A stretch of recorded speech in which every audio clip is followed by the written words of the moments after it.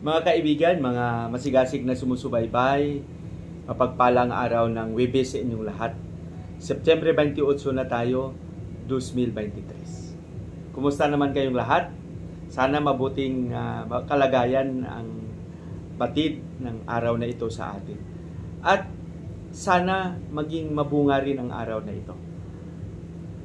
Purihin lang natin si Jesus palagi at ipadama natin sa bawat isa ang kanyang kabutihan. Ang Panginoon ay napakabuti. Sa likod ng ating mga kahinaan, tuloy-tuloy siyang gumagabay sa atin at nagbibigay sa atin ng mga biyayang nagamit natin at gagamitin natin sa araw-araw. Alam ko marami tayong mga pinagkakaabalahan sa buhay, ngunit nakakatuwa na sa napakaraming gawain ito ay may panahon pa tayong makinig at magnilay sa mga pagbasa na binabahagi sa atin ng ating ng simbahan. Purihin natin si Jesus, Maria at Jose. Mga kaibigan, ang ating pagninilay sa araw na ito ay babahagi sa atin ni San Lucas Kapitulo 9, versikulo 7 hanggang 9. Ano ba ang nilalaan, ang laman at ipinapaabot sa atin ng ating Ebanghelyo sa araw na ito? Alam mo, ang pangyayari sa ating Ebanghelyo ay si Herodes na titarka ay nakarinig na si Juan, no, na pinatay niya, no, ay muling nabuhay. At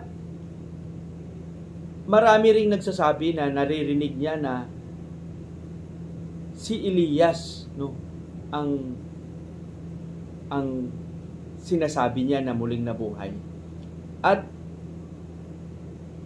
yung iba naman ay nagsasabi na posible siya ay yung isa sa mga propeta na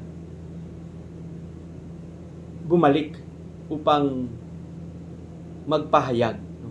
Kaya nagulat ito si Herodes. Ngunit bagaman sa kanyang pagkagulat ay hinahanap niya. Hinahanap niya posible dahil sa totoo lang, kung siya lang ay hindi niya kayang patayin si Juan. Pero dahil sa ipinangako niya sa anak ni Herodias at hiningi ito ni Herodias sa kanya, ibinigay niya kasi baka mapahiya siya. Ibinigay niya yung ulo ni Juan na kung saan hiningi ng anak ni Herodias. Pero kung si Herodes lang, hindi kaya ni Herodes na patayin. Kaya nga sabi niya, ako'y naguguluhan, ngunit gusto ko namang makinig. Kaya nang marinig niya na ito, na si Juan ay parang muling nabuhay, hinahanap niya ito.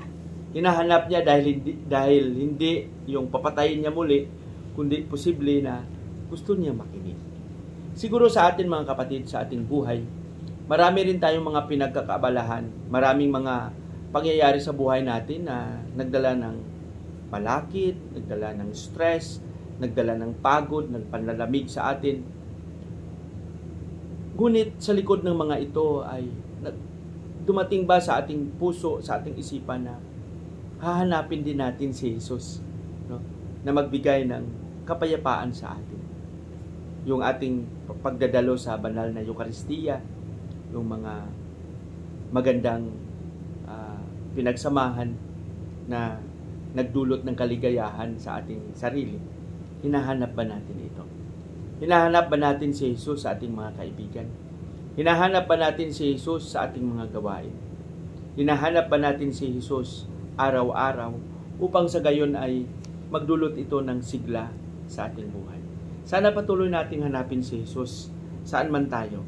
Posible sa ating kapwa, posible sa ating mga ginagawa, posible sa ating mga gawain, sa ating pamilya, sa mga anak, sa mga kaibigan.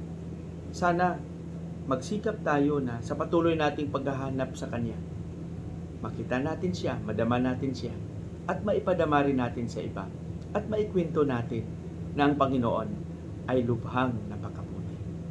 sa ating panalangin. Panginoong Hesus, turuan mo kaming makita ka namin araw-araw sa aming gawain, sa aming mga kaibigan, sa aming mga karanasan. Turuan mo kaming maging masigasig upang sa gayon, sa aming pagkakita sa iyo, maipadama namin at maipahayag na oo nga, ikaw ay buhay na buhay sa aming buhay. Hinihiling namin lahat ito sa pangalan ni Jesus, naming Panginoon. Amen.